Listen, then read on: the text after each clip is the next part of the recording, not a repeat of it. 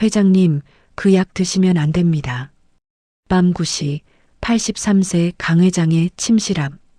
떨리는 손으로 약 쟁반을 든 62세 간병인 이경숙이 다급하게 속삭였습니다.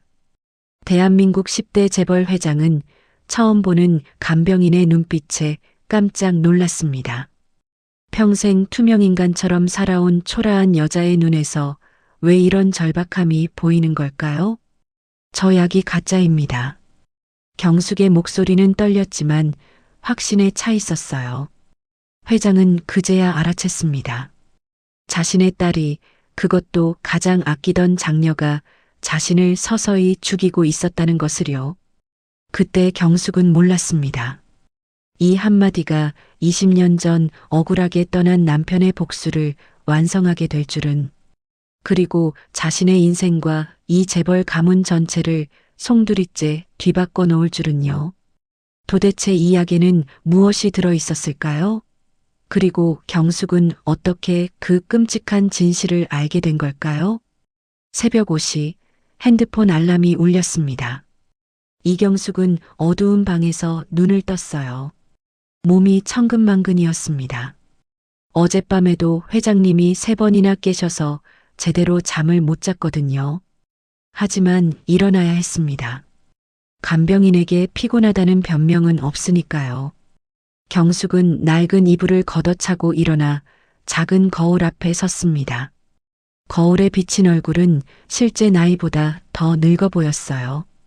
62세지만 70대처럼 보이는 주름진 얼굴, 허리까지 내려오는 흰머리를 묶으며 경숙은 작게 한숨을 내쉬었습니다. 여보, 오늘도 힘내볼게. 침대 옆 낡은 액자 속 남편 사진에 손을 얹으며 경숙은 중얼거렸어요. 사진 속 남편은 환하게 웃고 있었습니다. 20년 전 의료사고로 떠나기 전의 모습이었죠. 경숙의 눈가가 촉촉해졌지만 곧 고개를 저었습니다. 울 시간도 없었어요.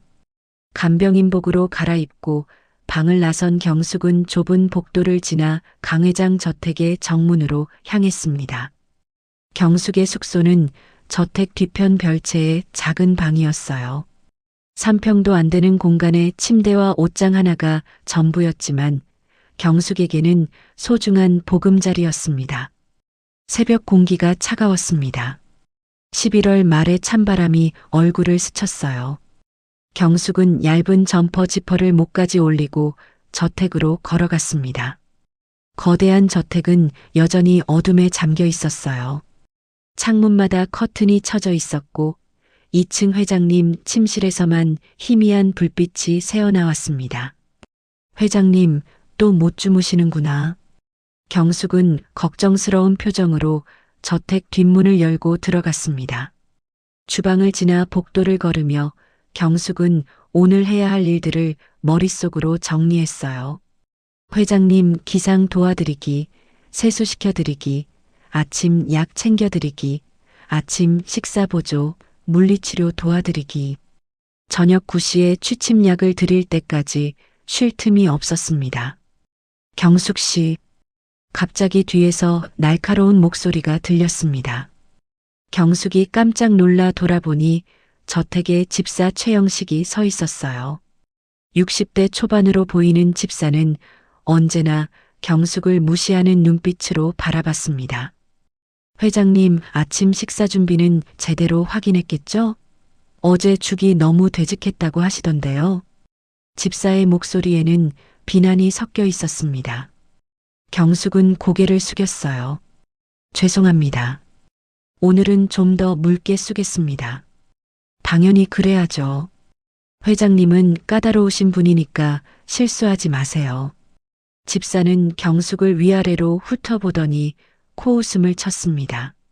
그리고는 경숙을 지나쳐 주방으로 사라졌어요. 경숙은 그 자리에 잠시 서 있었습니다. 가슴이 답답했지만 참아야 했어요. 간병인은 늘 이렇게 취급받았으니까요. 투명인간처럼. 경숙은 다시 걸음을 옮겼습니다. 복도 끝 엘리베이터를 타고 2층으로 올라갔어요. 회장님 침실은 복도 가장 안쪽에 있었습니다. 조용히 문을 열고 들어가니 강 회장이 침대에 앉아 창밖을 바라보고 계셨어요. 회장님, 주무시지 않으셨습니까? 경숙이 조심스럽게 물었습니다. 회장은 천천히 고개를 돌렸어요. 83세의 노인이었지만 눈빛만은 또렷했습니다. 잠이 안 오더군. 경숙 씨, 오늘 아침 약 좀 챙겨주시오. 네, 알겠습니다. 경숙은 침실 한쪽 약장으로 가서 아침에 드실 약들을 정리했습니다. 혈압약, 당뇨약, 관절약, 소화제. 모두 합쳐서 8알이었어요. 경숙은 하나하나 약통에서 꺼내 작은 쟁반에 담았습니다. 하루가 그렇게 흘러갔습니다. 오전에는 회장님 세수를 도와드리고 아침 식사를 보조했어요. 점심때는 물리치료사가 와서 회장님 다리 운동을 도왔고 경숙은 옆에서 수건과 물을 챙겼습니다. 오후에는 회장님이 거실에서 신문을 읽으시는 동안 경숙은 침실을 청소했어요. 그 시간 동안 아무도 경숙에게 말을 걸지 않았습니다. 운전기사는 경숙을 지나칠 때 고개도 돌리지 않았고 요리사는 경숙이 주방에 물을 받으러 가면 짜증스러운 표정을 지었어요. 저택의 다른 직원들에게 경숙은 그냥 보이지 않는 존재였습니다. 하지만 경숙은 익숙했어요. 23년간 간병인으로 살며 늘 이런 취급을 받았으니까요. 저녁 7시 회장님의 저녁 식사를 준비하던 경숙은 잠시 창밖을 바라봤습니다. 어둠이 내리고 있었어요. 저택 정원에 있는 커다란 은행나무 가지가 바람에 흔들렸습니다. 경숙은 문득 남편 생각이 났어요. 여보, 내가 지금 무슨 일을 하고 있는지 알아? 재벌집에서 간병인 일을 하고 있어.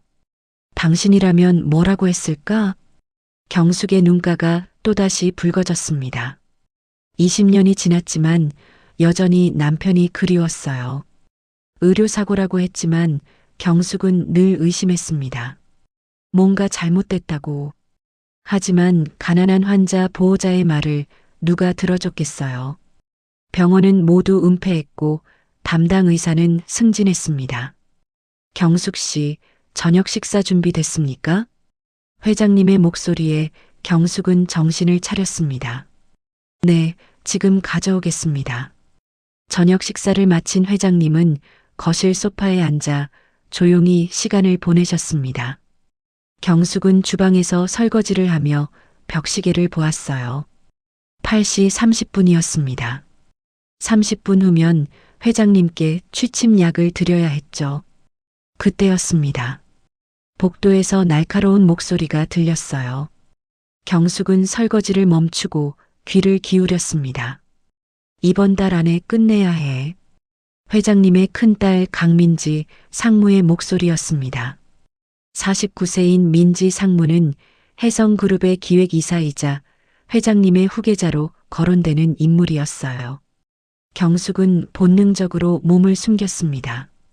주방 문틈으로 복도를 살짝 엿봤어요. 민지 상무가 복도 끝에서 전화 통화를 하고 있었습니다. 얼굴이 차갑게 굳어 있었어요. 아버지 건강 악화는 자연스러웠다는 진단서는 확보했어? 경숙의 심장이 쿵쾅거리기 시작했습니다. 건강 악화? 진단서? 무슨 말일까요? 좋아. 그럼 혈압약은 계속 가짜로 바꿔 넣어. 한 달이면 충분해. 자연스럽게 심장이 약해질 거야. 경숙의 입에서 작은 신음이 새어나왔습니다. 손으로 입을 막았지만 온몸이 떨렸어요. 혈압약을 가짜로? 회장님을? 박 원장, 실수하면 안 돼. 이건 우리 둘 다 끝나는 거야. 알겠지?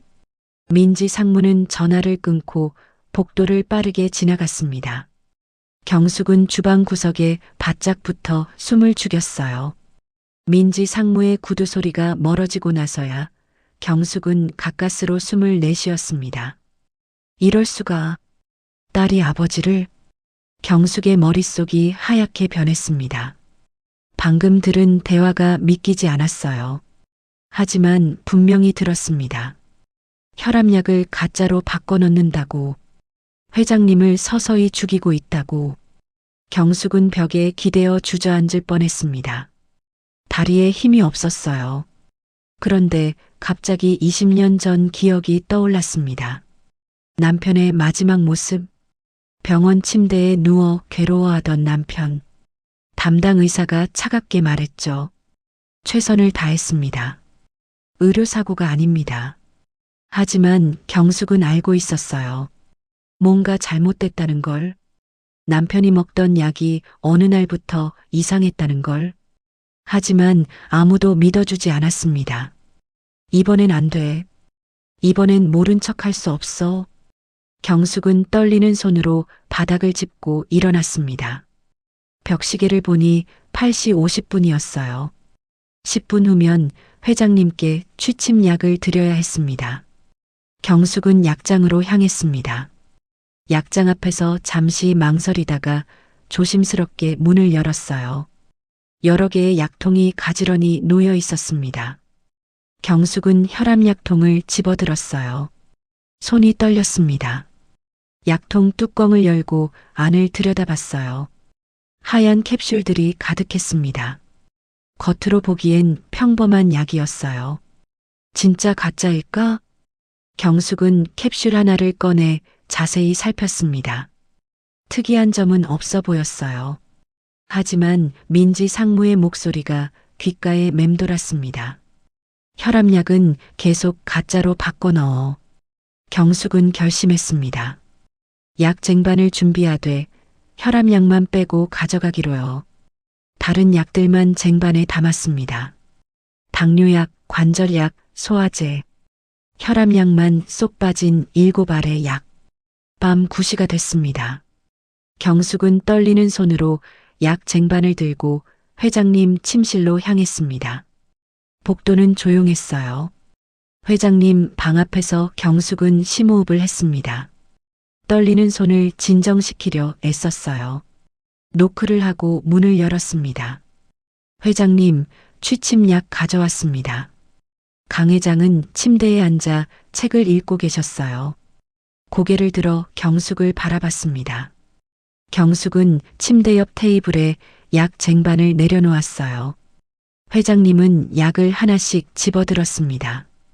당뇨약, 관절약, 소화제. 하나하나 물과 함께 드셨어요.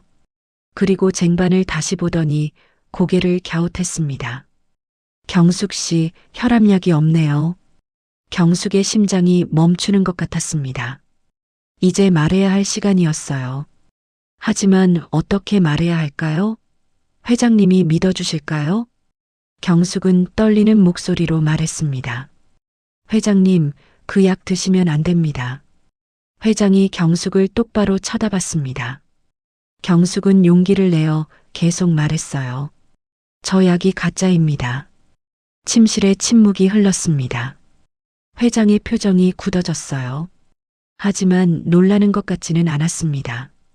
오히려 무언가를 확인하는 듯한 눈빛이었죠. 경숙 씨는 어떻게 알았습니까? 회장의 목소리는 조용했지만 무거웠습니다. 경숙은 숨을 깊이 들이마셨어요. 오늘 저녁 민지 상무님께서 전화 통화하시는 걸 우연히 들었습니다. 혈압약을 가짜로 바꿔 넣는다고 회장님을. 경숙은 더 이상 말을 잇지 못했습니다. 눈물이 흘러내렸어요. 회장은 한참 동안 경숙을 바라보다가 천천히 고개를 끄덕였습니다. 역시 그랬군요. 회장은 침대 옆 서랍을 열었습니다. 그리고 낡은 손목 시계를 꺼내 손에 쥐었어요. 시계는 고장나서 멈춰 있었습니다. 회장은 시계를 쓰다듬으며 조용히 말했습니다. 경숙 씨, 오늘따라 민지가 약을 바꿔치기 하려 했더군요. 그래서 진짜 약을 숨겨뒀습니다. 경숙은 놀라서 회장을 쳐다봤어요. 회장은 시계 뒷면을 경숙에게 보여줬습니다. 작은 글씨가 새겨져 있었어요. 사랑하는 아빠에게. 민지. 회장의 목소리가 떨렸습니다. 1975년 6월 15일. 민지가 10살쯤 내게 준 선물이요. 그때는 날 사랑했었는데 경숙의 눈에서 눈물이 멈추지 않았습니다. 회장도 눈시울이 붉어져 있었어요. 회장님, 언제부터 아셨습니까? 한 6개월쯤 됐소. 민지가 의사와 짜고 날 죽이려 한다는 걸. 그럼 왜 가만히 계셨습니까? 회장은 쓴웃음을 지었습니다. 내가 어떻게 내 자식을 경찰에 넘기겠소? 하지만 경숙 씨, 당신은 다르오. 당신은 이 집안 사람이 아니니까. 회장은 경숙의 손을 잡았습니다. 부탁이요, 경숙 씨. 진실을 밝혀주시오. 내 대신. 경숙은 고개를 끄덕였습니다. 20년 전 남편의 얼굴이 떠올랐어요. 그때는 아무것도 할 수 없었지만 이번엔 달랐습니다. 제가 하겠습니다, 회장님. 약속드립니다. 그날 밤 경숙은 간병인 숙소로 돌아와 남편 사진 앞에 무릎을 꿇었습니다. 여보, 이번엔 내가 할게. 제대로 싸울게. 창밖으로 차가운 바람이 불어왔습니다. 하지만 경숙의 가슴 속엔 20년 만에 처음으로 뜨거운 무언가가 타오르고 있었어요. 복수가 아닌 정의를 위한 싸움이었습니다. 다음 날 아침 경숙은 평소보다 30분 일찍 일어났습니다. 새벽 4시 30분이었어요. 어젯밤 거의 잠을 못 잤지만 정신만은 또렷했습니다. 경숙은 침대에서 일어나 작은 책상 서랍을 열었어요. 오래된 수첩을 꺼냈습니다. 수첩 표지는 낡고 구겨져 있었습니다. 20년 동안 품고 다닌 수첩이었어요. 경숙은 첫 페이지를 펼쳤습니다. 거기엔 남편의 마지막 입원 기록이 빼곡히 적혀 있었죠. 박종수 의사, 심장내과 과장. 경숙은 그 이름을 손가락으로 천천히 짚었습니다. 20년이 지났지만 여전히 선명한 이름이었어요. 남편을 죽인 의사. 아니, 죽였다고 경숙이 믿는 의사였죠. 오늘 확인해 봐야겠어. 경숙은 수첩을 다시 서랍에 넣고 간병인복을 입었습니다. 거울을 보니 어제보다 더 지쳐 보였어요. 하지만 눈빛만은 달랐습니다. 무언가 결심한 사람의 눈빛이었죠. 저택으로 들어간 경숙은 가장 먼저 회장님 방으로 향했습니다. 조용히 문을 두드리자 안에서 회장님의 목소리가 들렸어요. 들어오시오.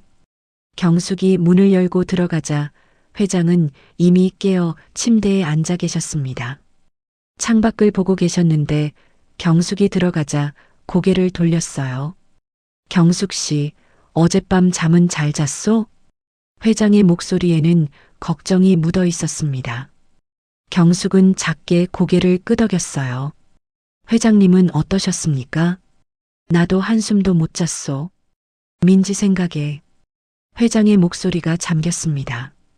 경숙은 침대 옆으로 다가가 앉았어요. 회장님, 제가 오늘 그 약을 확인해 보고 싶습니다. 정말 가짜인지. 회장이 고개를 끄덕였습니다. 그러시오. 하지만 조심하시오. 민지가 눈치채면 위험해질 겁니다. 알겠습니다. 경숙은 일어나 약장으로 갔습니다. 약장 문을 열고 혈압약통을 꺼냈어요. 투명한 플라스틱 통 안에 하얀 캡슐들이 가득 들어 있었습니다.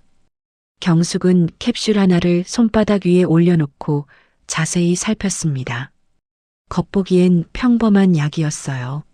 하지만 민지 상무의 목소리가 귀에 맴돌았습니다. 혈압약은 계속 가짜로 바꿔 넣어. 경숙은 심호흡을 하고 캡슐을 조심스럽게 비틀어 열었습니다. 캡슐이 두 조각으로 나뉘며 안에 가루가 보였어요. 하얀 가루였습니다. 경숙은 손가락 끝에 가루를 조금 묻혀 혀끝에 댔습니다. 짠맛도 쓴맛도 없었어요. 아무 맛이 없는 가루였습니다. 밀가루다. 경숙의 손이 떨렸습니다. 진짜였어요. 혈압약이 정말 가짜였던 겁니다. 경숙은 뒤를 돌아봤어요. 회장이 침대에 앉아 경숙을 바라보고 있었습니다. 회장님, 이거 정말 밀가루예요. 약이 아니에요. 회장의 얼굴이 굳었습니다. 알고 있었지만 직접 확인하니 충격이 더 컸던 모양이었어요. 주먹을 불끈 쥐었다가 풀었습니다. 민지가 정말로 날 죽이려 한 거로군. 회장의 목소리는 떨렸지만 분노보다는 슬픔이 묻어 있었습니다. 경숙은 캡슐을 다시 조심스럽게 닫았어요. 회장님, 진짜 약은 어디에 있습니까? 회장은 침대 옆 서랍을 열었습니다. 그리고 작은 약통 하나를 꺼냈어요. 여기 있소. 내가 몰래 숨겨둔 거요. 6개월 전부터 민지가 약을 바꾸는 걸 눈치채고는 경숙은 회장이 건넨 약통을 받았습니다. 똑같이 생긴 하얀 캡슐이었어요. 하나를 열어 가루를 혀에 댔습니다. 이번엔 달랐습니다. 씁쓸한 약 맛이 났어요. 이게 진짜군요. 그렇소. 나는 6개월째 진짜 약을 먹고 있소. 민지는 내가 가짜 약을 먹는 줄 알고 있지만 경숙은 2개의 약통을 나란히 놓고 비교했습니다. 겉으로 보면 구분이 안 됐어요. 같은 크기, 같은 색깔의 캡슐이었습니다. 하지만 안의 내용물은 완전히 달랐죠. 회장님, 이 가짜 약은 어디서 온 겁니까? 민지가 의사와 짜고 만든 거요. 진짜 약통에 가짜 약을 채워 넣은 거지. 경숙의 머릿속이 복잡해졌습니다. 의사와 짜고. 그 말이 자꾸 걸렸어요. 회장님, 혹시 담당 의사 이름이 뭡니까? 박종수 의사요. 왜 그러시오? 그 순간 경숙의 온몸이 얼어붙었습니다. 박종수? 그 이름을 다시 듣게 될 줄은 몰랐어요. 20년 만에 경숙은 다리에 힘이 빠져 침대 옆 의자에 주저앉았습니다. 경숙 씨, 괜찮으시오? 회장이 걱정스럽게 물었습니다. 경숙은 떨리는 목소리로 대답했어요. 회장님, 그 의사가 20년 전 제 남편을 담당했던 의사예요. 뭐라고? 회장의 눈이 커졌습니다. 경숙은 눈물을 참으며 계속 말했어요. 제 남편은 20년 전에 심장병으로 세상을 떠났어요. 의료사고라고 했지만 전 늘 의심했어요. 약이 이상했거든요. 먹고 나면 오히려 더 아파했으니까요. 경숙의 목소리가 점점 떨렸습니다. 담당 의사가 박종수였어요. 당시 젊은 의사였죠. 전 항의했어요. 뭔가 잘못됐다고. 하지만 아무도 안 믿어줬어요. 병원은 모든 걸 은폐했고 박종수는 오히려 승진했어요. 회장은 한참 동안 말이 없었습니다. 그리고는 천천히 입을 열었어요. 그럼 그 의사가 20년 전에도 같은 짓을 한 거요? 경숙은 고개를 끄덕였습니다. 눈물이 주르륵 흘러내렸어요. 이제야 확신이 서요. 제 남편도 죽인 거예요. 일부러. 지금 회장님한테 하는 것처럼. 침실에 무거운 침묵이 흘렀습니다. 그날 오후 경숙은 민지 상무의 집무실을 청소하러 갔습니다. 평소에는 다른 청소 직원이 맡았지만 오늘은 경숙이 자원했어요. 집사가 의아해했지만 경숙은 핑계를 댔습니다. 제가 오늘 시간이 좀 나서요. 제가 할게요. 집사는 어깨를 으쓱하며 허락했습니다. 어차피 청소부가 누구든 상관없었으니까요. 경숙은 청소 도구를 들고 3층에 있는 민지 상무의 집무실로 향했습니다. 문을 열고 들어가니 넓고 깔끔한 사무실이 나타났어요. 커다란 책상, 가죽 소파, 벽에 걸린 그림들, 모든 게 고급스러웠습니다. 경숙은 일단 평소처럼 청소를 시작했습니다. 바닥을 쓸고 책상을 닦았어요. 하지만 눈은 계속 방안을 살폈습니다. 어디에 숨겨뒀을까? 경숙은 책상 서랍을 조심스럽게 열어봤습니다. 서류, 펜, 명함들이 가지런히 정리되어 있었어요. 하지만 약은 없었습니다. 다음 서랍을 열었습니다. 이번에는 파일들이 들어 있었어요. 경숙은 파일을 하나씩 꺼내 확인했습니다. 대부분 회사 관련 서류였죠. 그런데 맨 밑에 있던 파일 하나가 눈에 띄었습니다. 표지에 아무 글자도 없는 파일이었어요. 경숙은 그 파일을 열었습니다. 순간 경숙의 숨이 멎었습니다. 파일 안에는 진료 기록지가 들어 있었어요. 강 회장의 이름이 적혀 있었습니다. 그리고 담당 의사란에는 박종수 심장내과 과장. 경숙의 손이 떨렸습니다. 진료 기록을 자세히 읽기 시작했어요. 환자 강만석 83세 고혈압 심장 기능 저하 투약 혈압 강화제 심장 보호제 거기까지는 평범했습니다. 하지만 페이지를 넘기자 다른 내용이 나왔어요. 빨간 펜으로 작게 적힌 메모였습니다. 혈압약 대체 6개월 투여 시 심장 기능 자연스럽게 악화 4인 자연사로 처리 가능. 경숙은 손으로 입을 막았습니다. 이건 명백한 살인 계획이었어요. 게다가 메모 옆에는 또 다른 글씨가 있었습니다. 참고 2005년 이경민 환자 케이스와 동일한 방식. 이경민, 경숙의 남편 이름이었습니다. 경숙의 눈에서 눈물이 쏟아졌습니다. 무릎이 휘청거렸어요. 벽을 짚고 간신히 버텼습니다. 여보, 당신이 옳았어. 정말 죽인 거였어. 경숙은 진료 기록을 떨리는 손으로 다시 읽었습니다. 2005년 이경민 환자 케이스. 20년 전 남편의 사건을 참고했다는 얘기였어요. 같은 방식으로 회장님도 죽이려 한 겁니다. 경숙은 휴대폰을 꺼냈습니다. 진료 기록을 사진으로 찍었어요.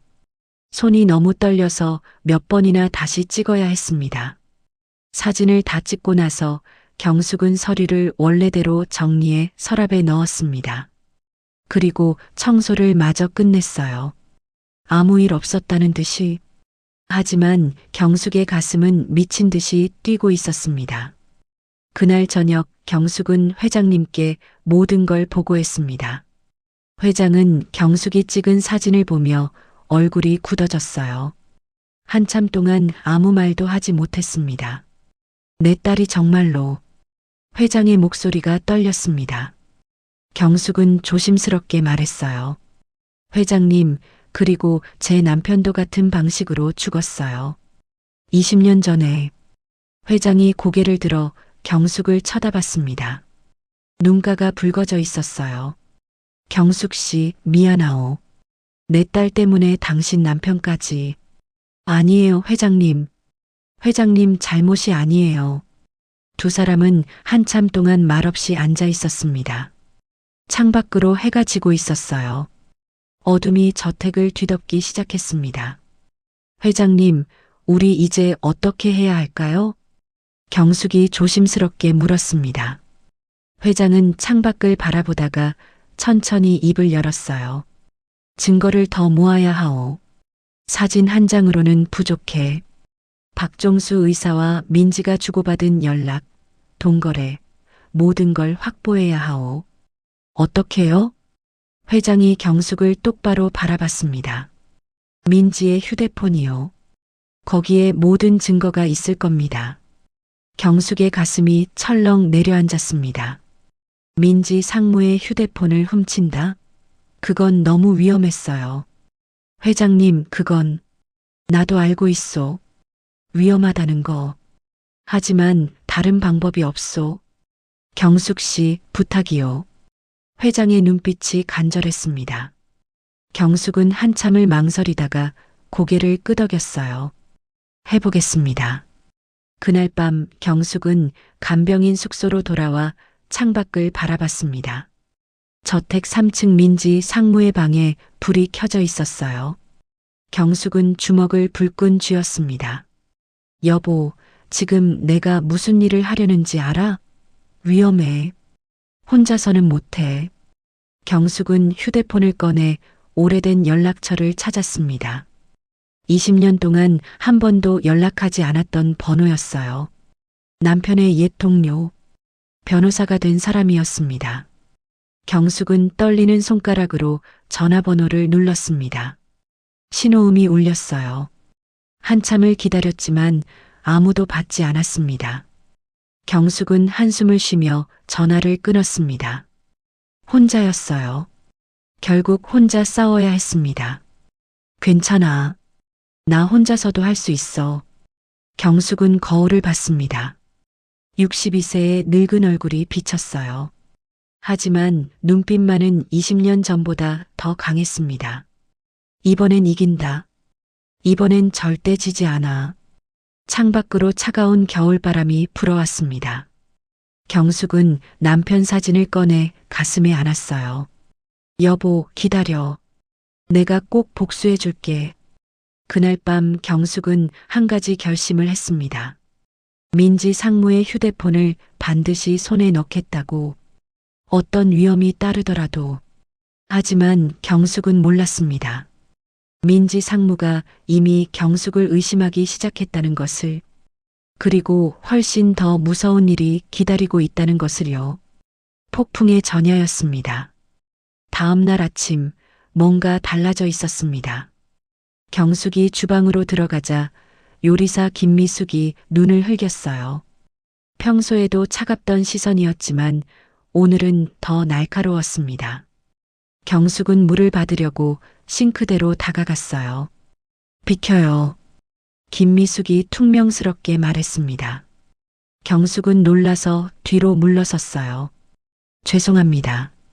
경숙이 사과했지만 김미숙은 고개도 돌리지 않았습니다.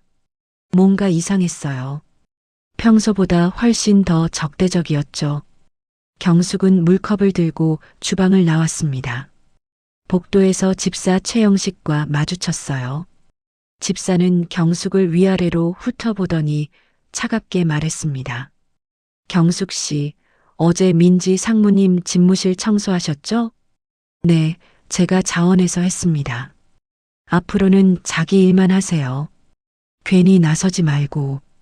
집사의 목소리에는 경고가 담겨 있었습니다. 경숙의 등에 식은땀이 흘렀어요. 알겠습니다. 경숙은 고개를 숙이고 지나갔습니다.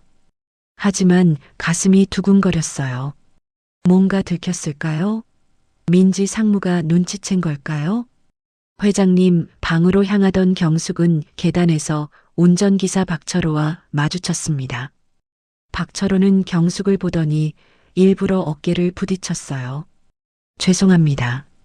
경숙이 사과했지만 박철호는 대꾸도 하지 않고 지나갔습니다. 경숙은 그 자리에 멈춰 섰어요. 분명했습니다. 모두가 자신을 경계하고 있었죠. 2층 복도에 도착한 경숙은 회장님 방문 앞에서 잠시 멈췄습니다. 심호흡을 하고 노크를 했어요. 회장님 들어가겠습니다. 문을 열고 들어가니 회장이 창가에 서 계셨습니다. 뒤돌아보는 회장의 얼굴이 어둡게 굳어 있었어요. 경숙 씨 조심하시오. 회장의 첫마디가 경고였습니다. 경숙은 문을 닫고 다가갔어요. 무슨 일이십니까? 어젯밤 민지가 나한테 물었소. 경숙 씨가 요즘 이상한 행동을 한다고. 경숙의 얼굴이 하얗게 질렸습니다. 뭐라고 하셨습니까? 그냥 모르는 일이라고 했소. 하지만 민지가 의심하고 있소. 경숙 씨를. 경숙은 벽에 기댔습니다. 다리에 힘이 빠졌어요. 제가 실수를 한 걸까요? 아니요. 민지가 원래 예민한 아이요. 하지만 이제부터는 더 조심해야 하오. 경숙은 고개를 끄덕였습니다. 가슴이 답답했어요. 점심시간이 되었습니다. 경숙은 직원 식당으로 내려갔어요. 작은 테이블 6개가 놓인 공간이었습니다. 집사, 운전기사, 요리사, 정원사, 그리고 청소 직원 2명. 모두 합쳐 7명의 직원이 이 저택에서 일했죠. 경숙이 식판을 들고 들어가자 모두 조용해졌습니다. 대화를 나누던 사람들이 입을 다물었어요. 경숙은 모른 척하고 밥을 받았습니다. 구석 테이블에 혼자 앉았어요. 숟가락을 들었지만 밥이 목으로 넘어가지 않았습니다. 주변에서 느껴지는 차가운 시선들 때문이었죠. 저기요. 경숙이 용기를 내어 옆 테이블 청소 직원에게 말을 걸었습니다. 같은 청소부였으니 조금은 친근할 거라 생각했거든요. 네. 40대로 보이는 청소부가 차갑게 대답했습니다. 혹시 제가 뭔가 잘못한 게 있을까요? 다들 저한테 이상하게 대하시는 것 같아서요. 청소부는 경숙을 잠시 쳐다보다가 작게 말했어요. 민지 상무님이 경숙 씨 조심하라고 하셨대요. 뭔가 수상하다고. 경숙의 심장이 철렁 내려앉았습니다. 무슨 말씀이세요? 전 그냥 일만 했는데요. 청소부가 어깨를 으쓱했습니다. 저도 잘 모르겠어요. 그냥 집사님이 그러시던데요. 경숙 씨 행동 좀 살펴보라고. 경숙은 더 이상 묻지 못했습니다. 밥을 몇 숟가락 더 떠먹다가 그냥 일어났어요. 식판을 반납하고 식당을 나왔습니다. 복도에 나온 경숙은 벽에 기대숨을 고르려 했어요. 하지만 눈물이 나왔습니다. 혼자였어요. 완전히 혼자였습니다. 그때 뒤에서 목소리가 들렸습니다. 경숙 씨. 경숙이 놀라 돌아보니 집사가 서 있었어요. 손에는 봉투 하나를 들고 있었습니다. 이거 읽어보세요. 집사가 봉투를 건네고는 그냥 가버렸습니다. 경숙은 떨리는 손으로 봉투를 열었어요. 편지가 들어 있었습니다. 경숙 씨, 조심하시오. 민지가 당신을 감시하고 있소. 오늘 밤 11시 내 방으로 오시오. 중요한 걸 보여드리겠소. 회장. 경숙은 편지를 주머니에 넣고 주변을 살폈습니다. 다행히 아무도 없었어요. 그날 오후 내내 경숙은 불안에 떨었습니다. 회장님 방을 청소하면서도 계속 시계를 봤어요. 창문을 닦으면서도 복도를 신경 썼습니다. 누가 자신을 지켜보고 있는 것 같았거든요. 오후 4시쯤 민지 상무가 저택에 왔습니다. 경숙은 2층 복도에서 걸레질을 하고 있었어요. 민지 상무가 계단을 올라오는 소리가 들렸습니다. 경숙은 고개를 숙이고 열심히 바닥을 닦았어요. 민지 상무가 경숙 옆을 지나갔습니다. 그리고 멈췄어요. 경숙 씨. 민지 상무의 차가운 목소리에 경숙의 손이 떨렸습니다. 네, 상무님. 경숙이 고개를 들었습니다. 민지 상무가 경숙을 내려다보고 있었어요. 날카로운 눈빛이었습니다. 요즘 우리 집에서 일한 지 얼마나 됐죠? 3달 정도 됐습니다. 3달. 그동안 별일 없었나요? 별일이요? 경숙이 당황해서 되물었습니다. 민지 상무가 한 걸음 더 다가왔어요. 아버지 약 같은 거 말이에요. 제대로 챙겨드리고 있나요? 경숙의 등에 식은땀이 흘렀습니다. 하지만 침착하게 대답했어요. 물론입니다. 매일 정해진 시간에 드리고 있습니다. 그래요? 그럼 됐어요. 민지 상무는 경숙을 한 번 더 쳐다보고는 자기 방으로 들어갔습니다. 문이 닫히는 소리가 들렸어요. 경숙은 그 자리에 주저앉을 뻔했습니다. 온몸에서 힘이 빠졌어요. 민지 상무가 확실히 의심하고 있었습니다. 저녁 9시 경숙은 회장님께 취침약을 드렸습니다.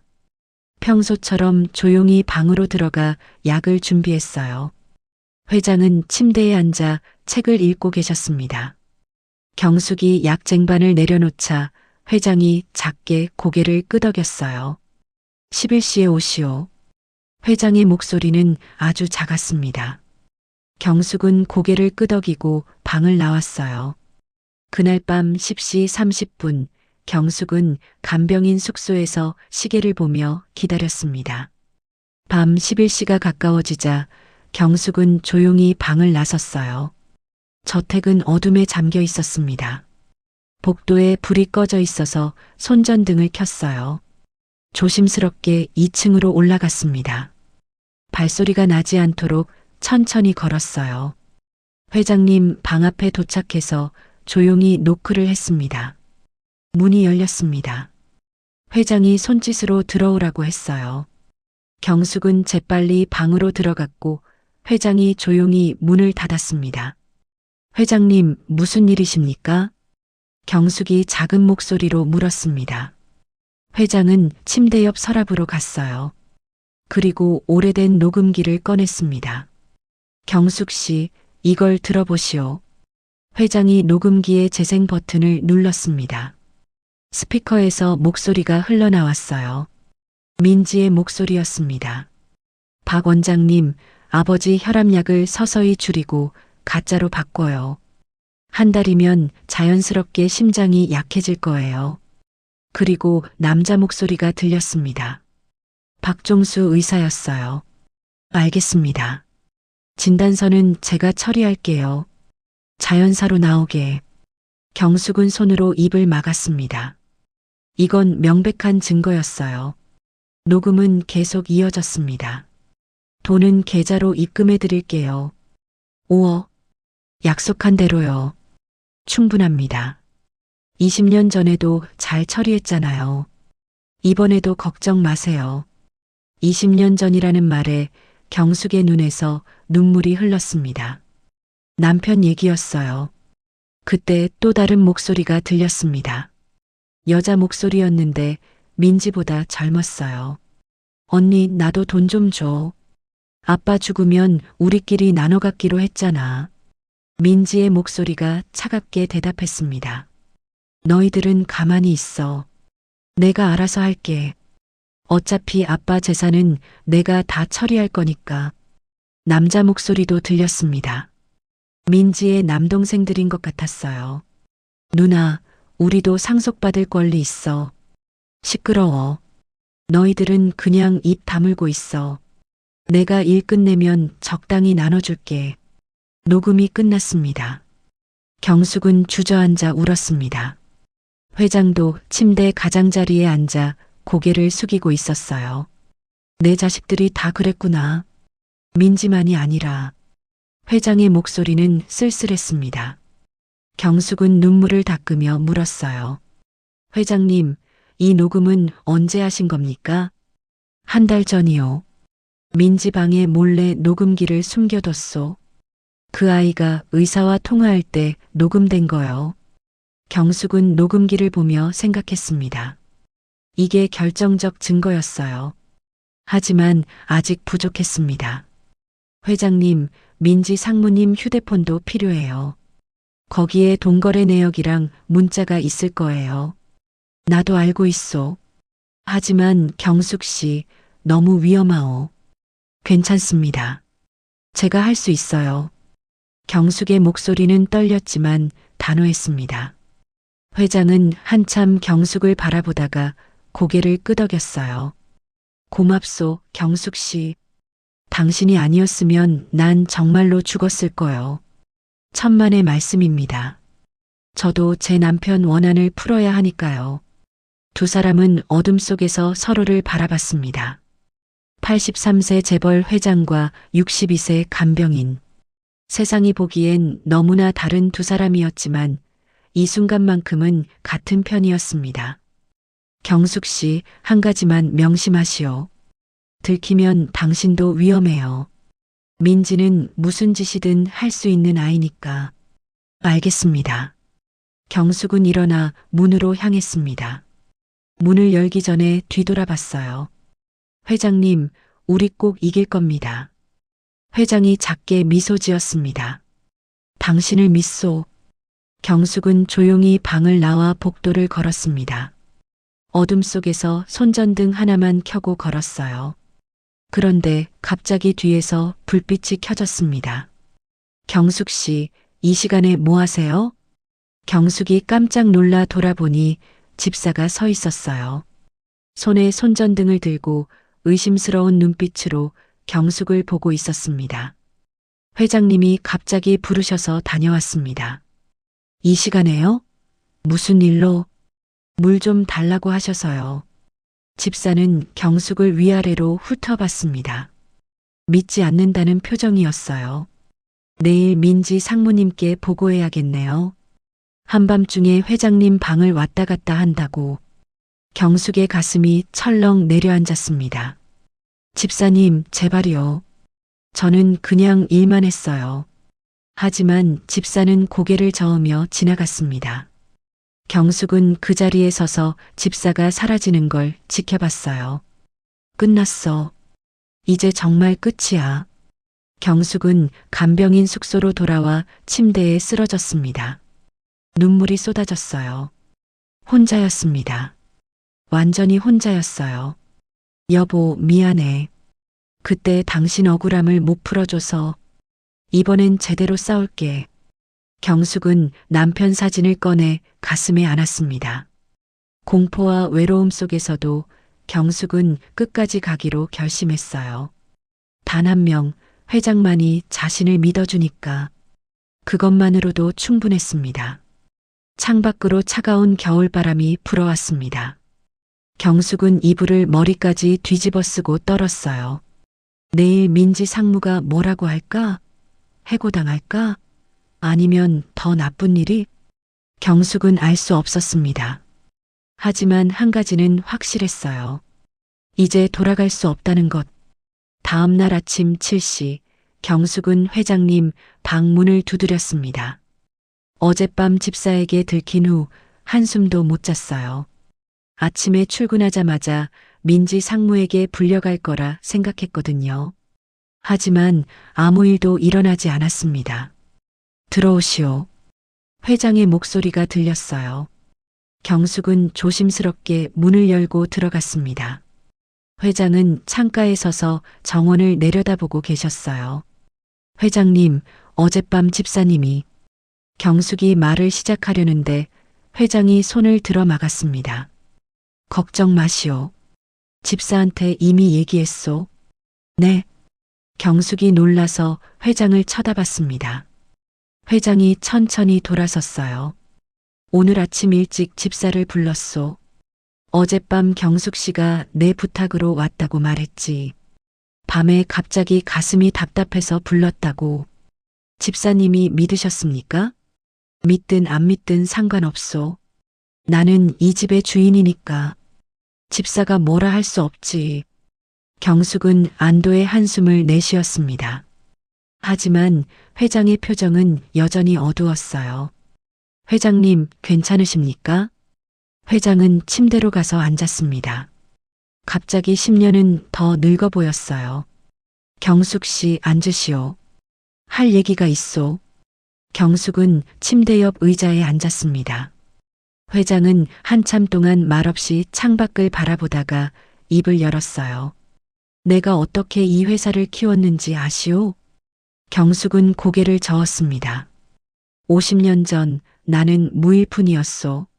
청계천 판잣집에서 살았지. 아내와 둘이서 하루하루 연명했소. 회장의 목소리가 떨렸습니다. 그때 아내가 민지를 임신했소. 1974년이었지. 나는 돈을 벌어야 했소. 아이를 키우려면 말이요. 경숙은 조용히 듣고 있었습니다. 나는 새벽부터 밤까지 일했소. 공사장에서, 공장에서, 어디든 일했지. 돈을 모으고 모아서 작은 가게를 차렸소. 철물점이었소. 회장이 낡은 손목시계를 꺼내 쓰다듬었습니다. 1975년 6월 15일. 민지가 태어났소. 내 생애 가장 행복한 날이었지. 작고 빨간 아기였소. 나는 그 아이를 보며 맹세했소. 이 아이만큼은 가난하게 키우지 않겠다고. 경숙의 눈가가 촉촉해졌습니다. 민지가 10살 생일 때 이 시계를 선물했소. 물론 아내가 사준 거지만 시계 뒷면에 새긴 글씨는 아내가 적어준 거요. 회장이 시계 뒷면을 경숙에게 보여줬어요. 사랑하는 아빠에게 마이너스 민지. 나는 이 시계를 차고 더 열심히 일했소. 철물점이 잘 됐소. 돈을 벌어 가게를 늘렸지. 3년 후엔 공장을 차렸소. 5년 후엔 회사가 됐소. 그동안 아이들이 더 태어났소. 둘째 민수, 셋째 미나, 막내 민호. 4명의 자식이 생겼지. 회장의 목소리가 점점 낮아졌습니다. 나는 바빴소. 회사를 키우느라 집에 거의 못 들어갔지. 아이들이 크는 걸 제대로 못 봤소. 하지만 난 자식들을 사랑했소. 내 방식대로. 회장이 주먹을 쥐었습니다. 돈을 벌어서 아이들한테 좋은 집, 좋은 차, 좋은 옷을 사줬소. 최고의 학교에 보냈지. 유학도 보냈소. 내가 못 배운 걸 자식들은 다 배우게 하고 싶었소. 그런데 언제부턴가 아이들이 달라졌소. 돈만 달라고 하더군. 사랑한다는 말은 안 하고, 아버지라고 부르지도 않고 그냥 회장님이라고 부르더군. 경숙이 조용히 물었습니다.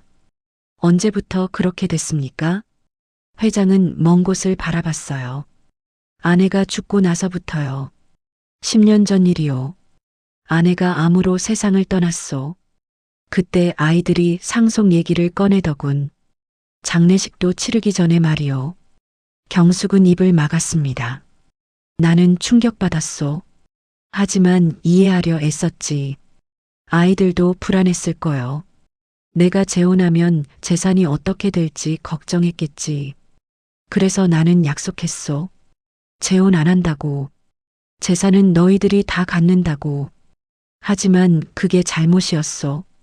왜 그렇습니까? 아이들이 내가 죽길 기다리기 시작했으니까. 회장의 목소리가 쓸쓸했습니다. 특히 민지가 그랬소. 장녀로서 가장 많이 받을 거라 생각했지. 회사 경영권도 넘겨받을 거라고 믿었고. 하지만 나는 아직 죽고 싶지 않았소. 더 살고 싶었지. 그게 잘못인가요? 경숙이 고개를 저었습니다. 아닙니다, 회장님. 절대 아닙니다.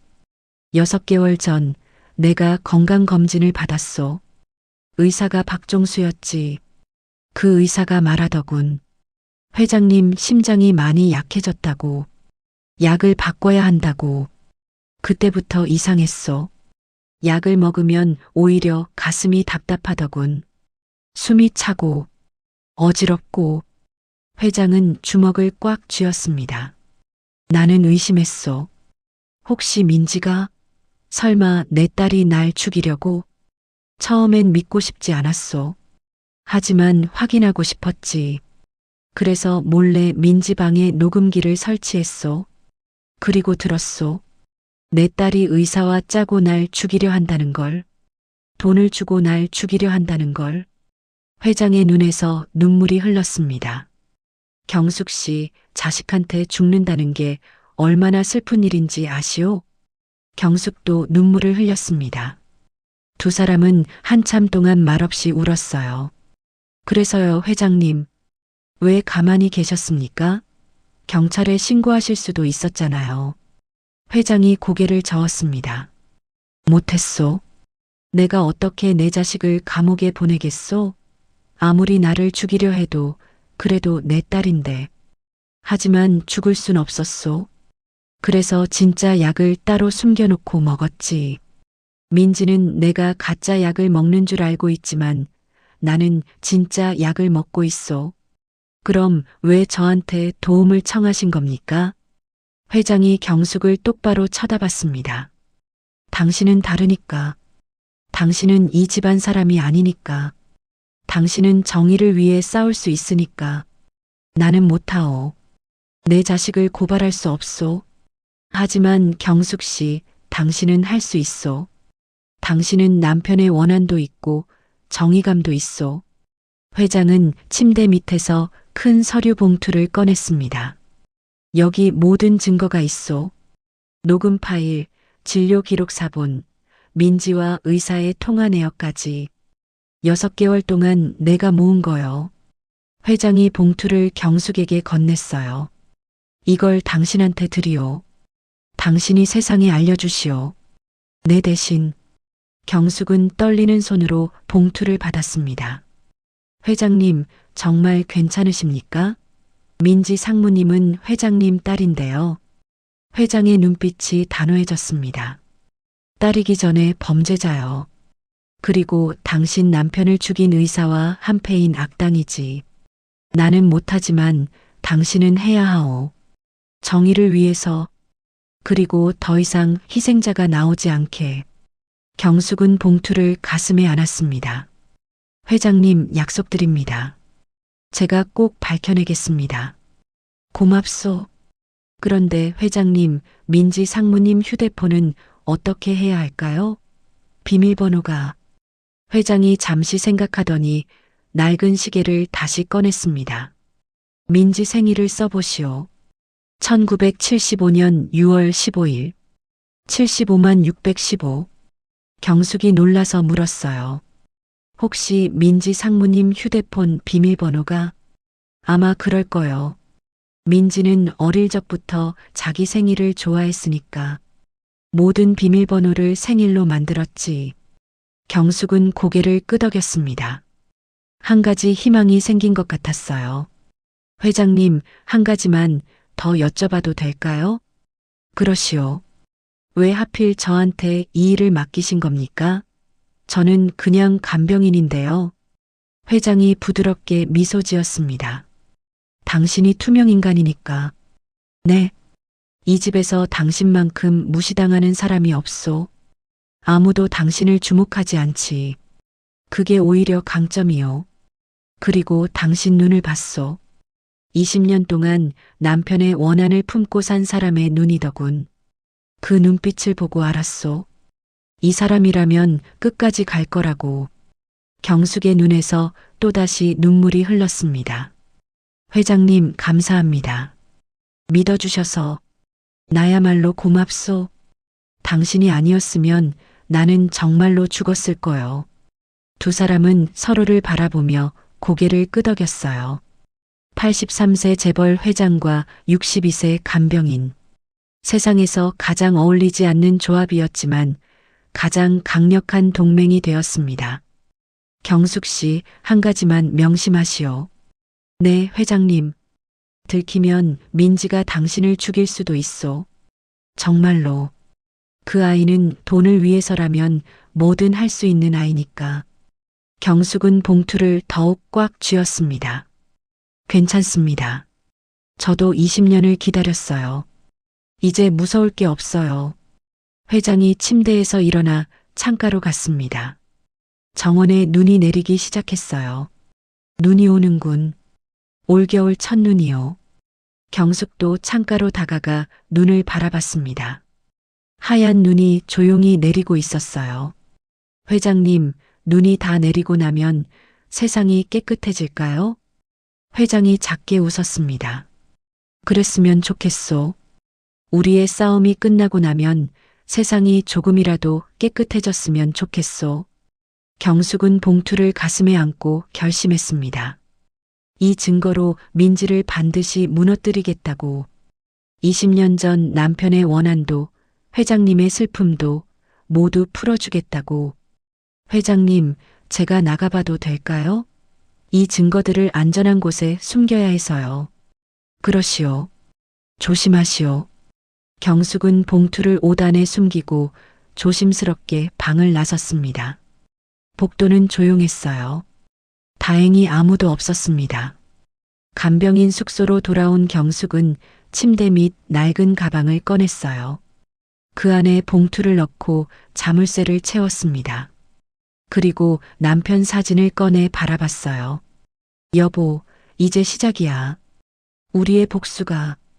20년 만에. 경숙은 사진을 가슴에 안고 눈을 감았습니다. 남편의 얼굴이 떠올랐어요.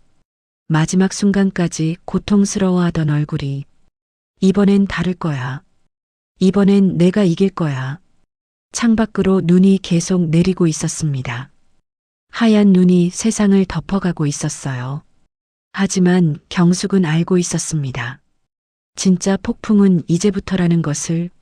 민지 상무의 휴대폰을 손에 넣는 순간 모든 게 시작될 거라는 것을. 경숙은 창밖을 바라보며 중얼거렸습니다.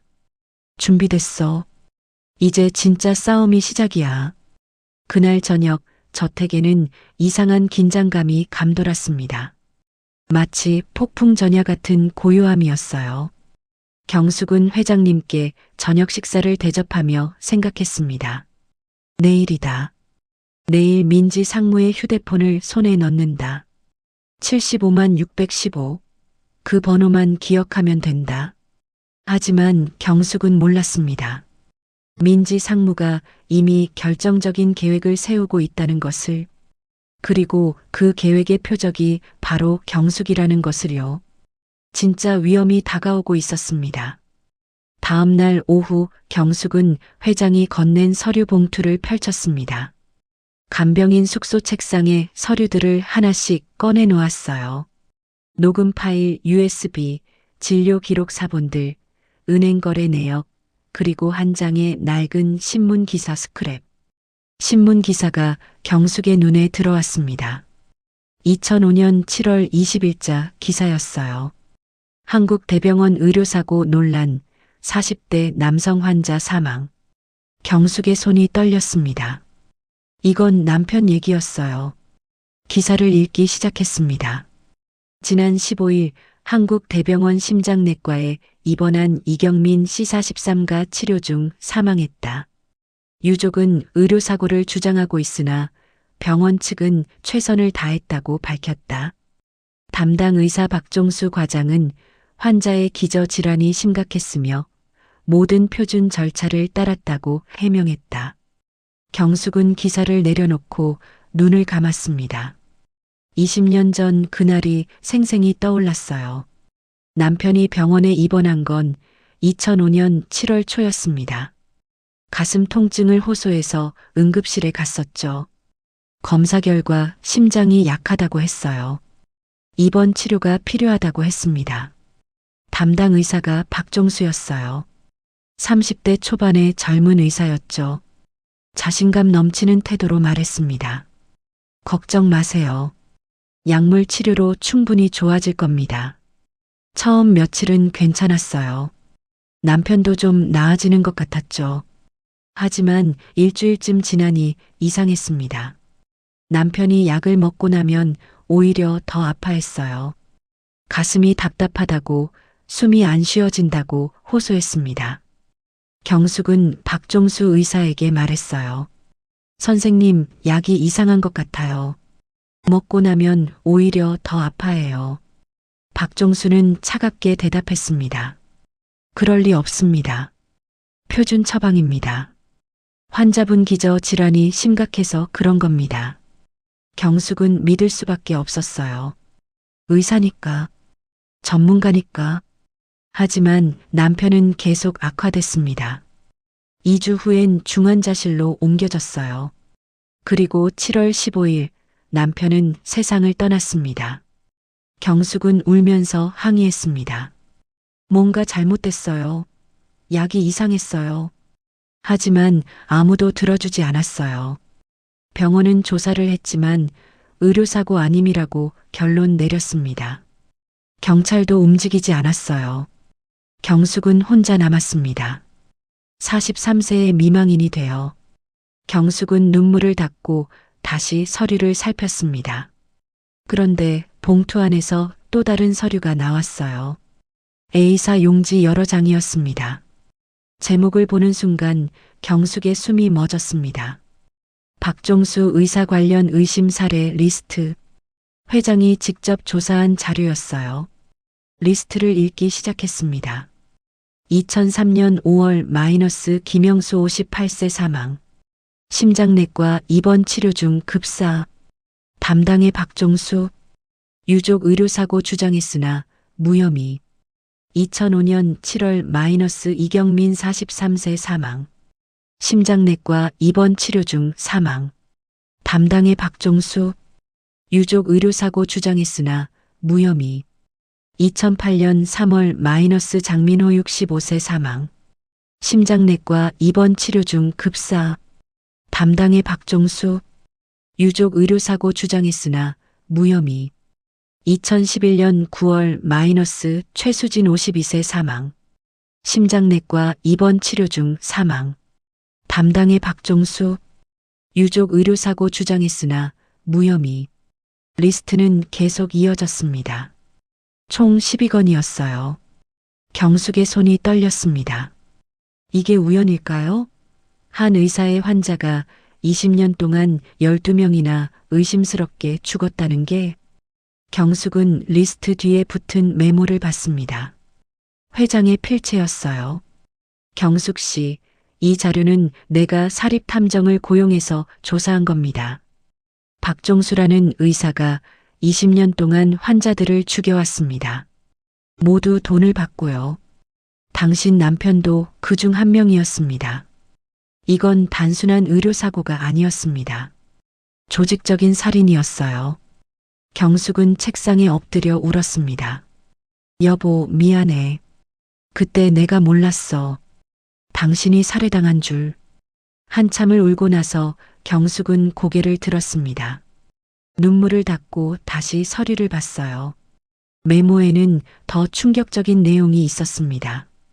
박종수 의사는 혼자 한 게 아닙니다. 배우가 있습니다. 당시 한국대병원 원장이었던 강대호. 그가 모든 사건을 은폐해줬습니다. 그리고 강대호는 지금 민지의 시아버지입니다. 경숙의 눈이 커졌습니다. 민지 상무의 시아버지? 그럼 민지는 이 모든 걸 알고 결혼한 건가요? 메모는 계속됐습니다. 강대호는 부유한 환자 가족들로부터 돈을 받고 환자를 죽이는 일을 주선했습니다. 상속을 서두르고 싶은 자식들, 보험금을 노리는 가족들. 그들이 강대호에게 의뢰하면 박종수가 실행했습니다. 하지만 당신 남편 케이스는 달랐습니다. 남편분은 부자가 아니었잖아요. 왜 죽였을까요? 제 조사에 따르면 당시 실습 과정이었던 것 같습니다. 박종수가 새로운 방법을 실험하고 있었고 당신 남편이 그 실험 대상이 된 거죠. 경숙은 입을 막았습니다. 구역질이 났어요. 여보, 당신이 실험 대상이었다니. 경숙은 자리에서 벌떡 일어났습니다. 회장님께 가야 했어요. 이 사실을 알려야 했습니다. 경숙은 서류를 다시 봉투에 넣고 5단에 숨겼습니다. 간병인 숙소를 나와 저택으로 향했어요. 복도를 조심스럽게 걸으며 주변을 살폈습니다. 다행히 아무도 없었어요. 2층 회장님 방 앞에 도착했습니다. 노크를 하려는데 안에서 목소리가 들렸어요. 민지 상무의 목소리였습니다. 경숙은 재빨리 복도 구석에 몸을 숨겼어요. 벽 뒤에서 귀를 기울였습니다. 아버지, 건강이 많이 안 좋으신 것 같아요. 민지의 목소리는 걱정스러운 척했지만 차갑게 들렸어요. 괜찮다. 나는 아직 멀쩡하다. 회장의 목소리는 단호했습니다. 그래도 한 번 더 검진 받으세요. 제가 박종수 원장님께 부탁할게요. 필요 없다. 아버지, 왜 그러세요? 건강이 제일 중요한데. 나는 박종수 같은 놈 안 믿어. 침묵이 흘렀습니다. 민지의 목소리가 차갑게 변했어요. 아버지, 혹시 뭘 아시는 거예요? 뭘 알긴 뭘 알아. 요즘 행동이 이상하세요. 약도 제대로 안 드시고. 혹시 누가 뭐라고 했어요? 아무도 뭐라고 안 했어. 그 간병인이요? 이경숙이요? 경숙의 심장이 쿵쾅거렸습니다. 경숙 씨가 왜? 그 여자 수상해요. 요즘 이상하게 돌아다니던데요. 간병인이 돌아다니는 게 뭐가 이상해? 아버지, 그 여자 조심하세요. 뭔가 꾸미는 것 같아요. 민지야, 이제 그만 나가봐라. 피곤하구나. 민지는 더 이상 말하지 않았습니다. 문이 열리는 소리가 들렸어요. 경숙은 재빨리 복도 끝 청소도구함 뒤로 숨었습니다. 민지가 방에서 나와 복도를 걸어갔어요. 표정이 굳어 있었습니다. 민지가 계단으로 내려간 후 경숙은 조심스럽게 회장님 방으로 들어갔습니다. 회장님, 경숙이 작은 목소리로 불렀어요. 회장이 피곤한 얼굴로 돌아봤습니다. 경숙 씨, 방금 민지가 들었습니다. 저 때문에 회장님이 위험해지시는 거 아닙니까? 회장이 고개를 저었습니다. 아니요. 민지는 어차피 의심하고 있었소. 당신 탓이 아니요. 경숙은 봉투를 꺼냈습니다. 회장님, 이 서류들을 봤습니다. 민지 상무님 시아버지가 공범이라고요? 회장이 고개를 끄덕였어요. 그렇소. 강대호. 전 한국대병원 원장이요. 지금은 은퇴했지만 여전히 의료계에서 막강한 권력을 가진 자요. 민지가 결혼할 때 난 반대했소. 강대호 집안이 뭔가 수상하다고 느꼈거든. 하지만 민지는 듣지 않았지. 오히려 그 집안의 권력을 탐냈소. 회장의 목소리가 쓸쓸했습니다. 그리고 결혼 후 민지가 완전히 변했소. 돈과 권력에 눈이 멀었지. 시아버지한테 많은 걸 배웠을 거요. 환자를 죽이는 방법도. 경숙은 주먹을 쥐었습니다. 회장님, 그럼 이건 단순히 민지 상무님만의 문제가 아니네요. 거대한 범죄 조직이에요. 그렇소. 그래서 더 위험한 거요. 우리가 민지만 고발하면 끝이 아니오. 강대호까지 건드려야 하는데 그자는 만만치 않소. 경숙은 서류를 다시 봤습니다. 회장님, 여기 피해자 12명 리스트가 있어요. 이들의 유족을 찾아야 해요. 함께 고발하면. 회장의 눈이 빛났습니다. 좋은 생각이요. 하지만 20년이 지났소. 유족들을 찾기 어려울 거요. 저 해볼게요. 제 남편처럼 억울하게 떠난 사람들이에요. 꼭 찾아서 진실을 알려드릴 거예요. 회장이 경숙의 손을 잡았습니다. 경숙 씨, 고맙소. 정말로. 그때 밖에서 발소리가 들렸습니다. 경숙과 회장은 동시에 문을 쳐다봤어요. 문이 열렸습니다. 집사가 서 있었어요. 차가운 눈빛으로 경숙을 쳐다봤습니다. 경숙 씨, 민지 상무님이 찾으십니다. 당장 3층으로 올라오래요. 경숙의 얼굴이 하얗게 질렸습니다. 왜요? 모르겠어요. 그냥 당장 오래요. 집사는 돌아서서 나갔습니다. 경숙은 회장을 쳐다봤어요. 회장님 저 가보시오. 하지만 조심하시오. 절대 들키면 안 돼요. 경숙은 고개를 끄덕이고 봉투를 5단에 깊숙이 숨겼습니다. 그리고 떨리는 다리로 방을 나섰어요. 3층으로 올라가는 계단이 마치 단두대로 가는 길처럼 느껴졌습니다. 민지 상무의 집무실 문 앞에서 경숙은 심호흡을 했어요. 노크를 했습니다. 들어와요. 민지의 차가운 목소리가 들렸습니다. 경숙은 문을 열고 들어갔습니다. 민지 상무가 책상에 앉아 경숙을 쳐다보고 있었어요. 그 옆에는 한 남자가 서 있었습니다. 60대로 보이는 남자였어요. 양복을 입고 있었고 카리스마가 느껴졌습니다. 민지가 입을 열었습니다. 경숙 씨 시아버님이세요. 인사드려요. 경숙의 온몸이 얼어붙었습니다. 강대호. 20년 전 남편을 죽인 조직의 우두머리가 바로 눈앞에 있었습니다. 강대호가 경숙을 위아래로 훑어봤어요. 그리고 차갑게 웃었습니다. 이경숙 씨죠? 오래전부터 알고 있었습니다. 경숙은 말문이 막혔습니다. 강대호가 한 걸음 다가왔습니다. 2005년에 남편분을 잃으셨죠? 안타까운 일이었습니다. 그의 목소리에는 조롱이 섞여 있었어요. 경숙은 주먹을 꽉 쥐었습니다. 온몸이 떨렸지만 참았어요. 강대호가 계속 말했습니다. 그런데 왜 우리 며느리 집에서 일하고 계시죠? 혹시 무슨 목적이 있는 건 아니겠죠? 경숙은 고개를 숙이고 대답했어요. 아닙니다. 그냥 일자리가 필요해서요. 그래요? 정말로? 강대호가 경숙의 턱을 들어 얼굴을 쳐다봤습니다. 경숙 씨, 조심하세요. 과거를 파헤치는 건 위험한 일이니까요. 그 순간 경숙은 깨달았습니다. 그들이 알고 있다는 것을, 자신이 뭔가 하고 있다는 걸 눈치챘다는 것을. 폭풍이 시작되고 있었습니다. 강대호의 차가운 눈빛이 경숙을 뚫어지게 쳐다봤습니다. 경숙 씨, 딸이 있으시죠? 경숙의 심장이 멈췄습니다. 네. 이수진 씨, 32살. 정신과 입원 중이죠?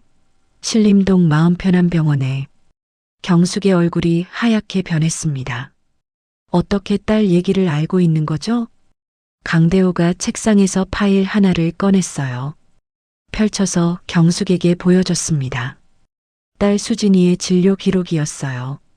조현병으로 10년째 입원 중이시더군요. 한 달 입원비가 300만 원. 경숙 씨 월급으로는 빠듯하시겠어요. 경숙은 말을 할 수 없었습니다. 온몸이 얼어붙었어요. 민지 상무가 차갑게 웃었습니다. 경숙 씨, 궁금하지 않으세요? 우리가 어떻게 알았는지 제가 확인했어요. 경숙 씨가 여기 오기 전에 신원 조회를 하니 딸분이 정신병원에 있더라고요. 민지가 자리에서 일어나 경숙에게 다가왔습니다. 경숙 씨, 솔직히 말해봐요. 왜 우리 집에 왔어요? 정말 그냥 일자리 때문이었어요? 경숙은 고개를 숙였습니다. 그냥 일하러 왔을 뿐입니다. 거짓말. 민지의 목소리가 날카로웠어요. 아버지 방에서 뭐하고 다니는 거예요? 약은 왜 함부로 만져요? 우리 집무실은 왜 청소하러 왔어요? 저는 시아버님. 민지가 강대호를 쳐다봤습니다. 강대호가 고개를 끄덕이더니 휴대폰을 꺼냈어요. 경숙 씨, 이거 들어보세요. 강대호가 휴대폰으로 녹음 파일을 재생했습니다. 스피커에서 목소리가 흘러나왔어요. 회장의 목소리였습니다. 경숙 씨, 여기 모든 증거가 있소. 이걸 당신한테 드리오. 그리고 경숙의 목소리. 회장님, 약속드립니다. 제가 꼭 밝혀내겠습니다. 경숙은 다리에 힘이 빠져 뒤로 비틀거렸습니다. 어떻게? 언제? 민지가 차갑게 웃었습니다. 아버지 방에 도청장치 설치했어요. 일주일 전에. 당신들 대화 다 들었어요. 경숙은 벽에 기댔습니다. 끝났어요. 모든 게 끝났습니다. 강대호가 경숙에게 다가왔습니다. 경숙 씨, 이제 선택하세요. 딸이 중요해요? 아니면 죽은 남편의 복수가 중요해요? 경숙이 고개를 들었어요. 무슨 말씀이세요? 간단해요. 입 다물고 조용히 일만 하세요. 그럼 딸분 입원비를 제가 다 대드리죠. 평생? 강대호가 수표를 꺼냈습니다. 여기 10억 원. 이 돈이면 딸분 평생 치료받을 수 있어요. 그리고 경숙 씨도 편하게 살 수 있고. 하지만 강대호의 목소리가 차갑게 변했습니다. 만약 계속 이 짓을 한다면 딸분한테 불행한 일이 생길 겁니다. 정신병원에서 사고는 얼마든지 일어나니까요. 경숙의 눈에서 눈물이 흘렀습니다. 딸을 건드리지 마세요. 제발. 그럼 선택하세요. 지금 당장. 경숙은 무릎을 꿇고 울었습니다. 20년을 기다렸어요. 남편의 원한을 풀기 위해. 하지만 딸이 더 중요했습니다. 민지가 경멸하듯 쳐다봤어요. 경숙 씨, 결정했어요? 경숙은 떨리는 손으로 수표를 집으려 했습니다. 하지만 손이 움직이지 않았어요. 남편의 얼굴이 떠올랐습니다. 마지막 순간 병원 침대에서 고통스러워하던 얼굴. 그리고 말했던 마지막 말. 경숙아, 미안해. 내가 더 오래 못 살아서. 경숙은 수표에서 손을 걷었습니다. 못 받겠어요. 민지의 얼굴이 굳었습니다. 뭐라고요? 딸한테 손 떼면 전 경찰에 다 신고할 거예요. 증거도 다 있어요. 강대호가 코웃음을 쳤습니다. 증거? 무슨 증거? 그 녹음 파일? 진료 기록? 우리가 이미 다 처리했어요. 서류도 파일도 다 없어졌어요. 경찰 가봤자 소용없어요. 경숙은 놀라서 쳐다봤어요. 거짓말. 진짜예요. 어젯밤 경숙 씨 숙소에 들어가서 다 가져왔어요. 침대 밑 가방에 있던 거. 경숙의 심장이 내려앉았습니다. 서류 봉투, 모든 증거가 들어있던 봉투를. 그럼 이제 아무것도 없네요. 민지가 승리자처럼 웃었습니다. 이제 알겠어요? 당신은 이길 수 없어요. 우리는 돈도 있고 권력도 있어요. 당신 같은 간병인이 우릴 어쩌겠어요? 경숙은 바닥에 주저앉았습니다. 정말 끝인가요? 그때 문이 열렸습니다. 회장이 들어왔어요. 지팡이를 짚고 힘겹게 걷고 있었습니다. 민지야. 회장의 목소리는 떨렸지만 단호했습니다. 아버지. 민지가 놀라서 회장을 쳐다봤어요. 경숙 씨 놔주거라. 이건 나와 너의 문제다. 아버지, 무슨 말씀을. 나도 다 알고 있다. 내가 날 죽이려 한다는 거. 시아버지랑 짜고 말이야. 강대호의 얼굴이 굳었습니다. 회장이 호주머니에서 작은 녹음기를 꺼냈어요. 이 녹음기에 다 녹음됐다. 방금 너희들이 한 말. 딸을 이용해 협박한 것도, 증거를 없앤 것도. 민지의 얼굴이 하얗게 변했습니다. 아버지, 그게. 닥쳐. 회장의 목소리는 차가웠습니다. 넌 더 이상 내 딸이 아니다. 지금 당장 이 집에서 나가거라. 민지가 울먹였습니다. 아버지, 제발. 저도 어쩔 수 없었어요. 돈이 필요했어요. 돈? 내가 뭐가 모자라서? 내 이름으로 건물도 사주고 차도 사줬는데 그게 부족했어요. 저는 더 원했어요. 회사 전체를 원했어요. 민지가 소리쳤습니다. 아버지는 절대 죽지 않잖아요. 83살인데도 멀쩡하시잖아요. 전 더 이상 못 기다려요.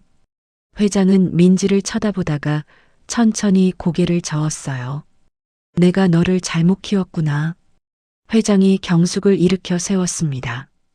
경숙 씨, 가시오. 지금 당장.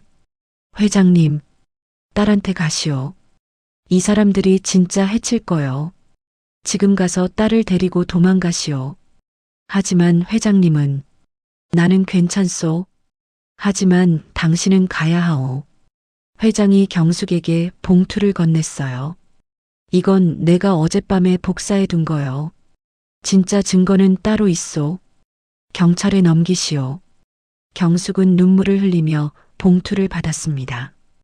회장님, 감사합니다. 가시오. 빨리. 경숙은 돌아서서 문을 향해 달렸어요. 민지가 막으려 했지만 회장이 가로막았습니다. 비키세요, 아버지. 민지, 넌 이미 끝났다. 경숙은 복도를 뛰어갔습니다. 계단을 내려가고 현관을 나섰어요. 밖은 어두웠습니다. 하지만 경숙은 멈추지 않았어요. 저택 정문을 빠져나와 큰 길로 나왔습니다. 택시를 잡아탔어요. 신림동 마음편한 병원으로 가주세요. 빨리요. 택시가 출발했습니다. 경숙은 뒤를 돌아봤어요. 저택이 점점 멀어졌습니다. 회장님, 무사하세요. 경숙은 봉투를 꼭 안고 눈물을 흘렸습니다. 30분 후 경숙은 병원에 도착했습니다. 병원 로비로 뛰어들어가 접수대로 갔어요. 이수진 환자 어디 있어요?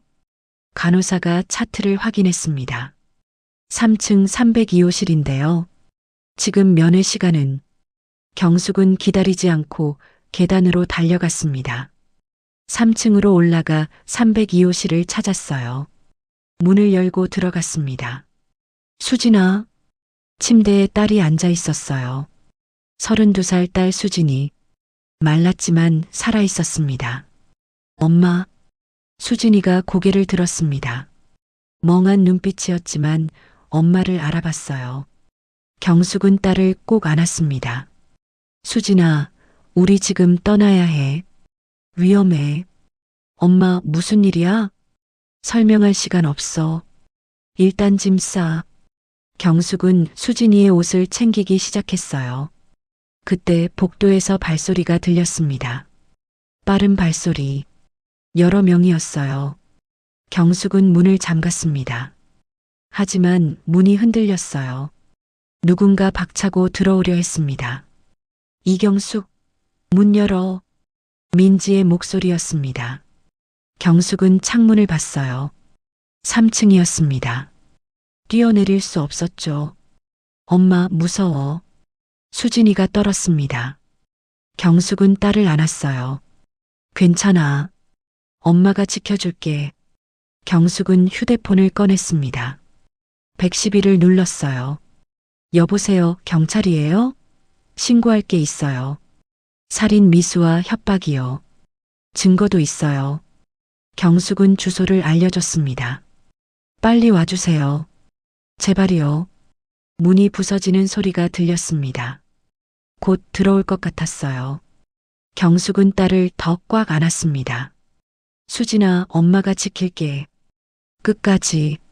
문이 활짝 열렸습니다. 민지와 강대호, 그리고 2명의 남자가 들어왔어요. 경호원 같았습니다. 경숙 씨, 그 봉투 내놔요. 민지가 손을 내밀었습니다. 경숙은 봉투를 등 뒤로 숨겼어요. 안 돼요. 그럼 딸이 다쳐요. 강대호가 경호원에게 신호를 보냈습니다. 경호원이 수진이에게 다가왔어요. 수진이한테 손대지 마. 경숙이 소리쳤습니다. 그때 밖에서 사이렌 소리가 들렸습니다. 경찰이었어요. 민지의 얼굴이 굳었습니다. 시아버님, 빨리. 하지만 너무 늦었습니다. 복도에서 경찰들이 들어왔어요. 손들어. 다들 움직이지 마. 경찰 5~6명이 방 안으로 쏟아져 들어왔습니다. 경숙은 주저앉아 울었습니다. 수진이를 안고 울었어요. 경찰관님, 이 사람들이요. 이 사람들이 사람을 죽였어요. 20년 동안. 경숙은 봉투를 경찰에게 건넸습니다. 여기 증거 다 있어요. 녹음 파일이랑 진료 기록이랑. 12명을 죽였어요. 경찰이 봉투를 받아 확인했습니다. 일단 모두 연행하겠습니다. 민지와 강대호가 수갑을 찼습니다. 민지가 경숙을 쏘아봤어요. 이경숙, 넌 끝났어. 우리 변호사가 널 고소할 거야. 경숙은 고개를 저었습니다. 아니에요. 당신들이 끝났어요. 경찰이 민지와 강대호를 끌고 나갔습니다. 경숙은 딸을 안고 한참을 울었어요. 20년 만이었습니다. 20년 만에 처음으로 이긴 것 같았어요. 하지만 아직 끝이 아니었습니다. 진짜 싸움은 이제부터였습니다. 일주일 후, 경찰서에서 조사를 마친 경숙은 저택으로 돌아왔습니다. 민지와 강대호는 구속됐지만 보석금을 내고 일주일 만에 풀려났어요. 막강한 변호사들이 붙어서 증거 불충분을 주장했습니다. 경숙은 화가 났지만 포기하지 않았어요. 회장이 전화했습니다. 경숙 씨, 내일이 내 83번째 생일이요. 축하드립니다, 회장님. 생일 파티를 크게 할 거요. 언론도 부르고 재계 인사들도 다 초대할 거요. 경숙은 회장의 의도를 알아챘습니다. 회장님, 혹시... 그렇소. 내일 모든 걸 공개할 거요. 당신도 와주시오.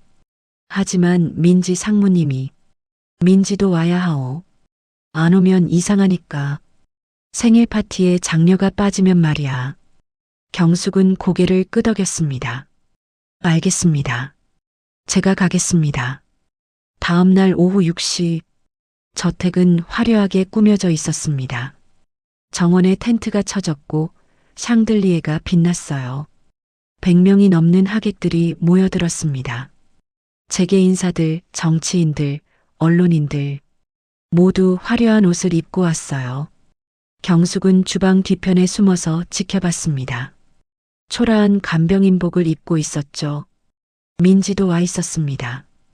고급 드레스를 입고 완벽한 미소를 짓고 있었어요. 마치 아무 일도 없었던 것처럼. 강대호도 와 있었습니다. 양복을 입고 하객들과 악수하며 웃고 있었죠. 경숙은 주먹을 쥐었습니다. 저 사람들이 살인자인데 아무렇지도 않게 웃고 있다니.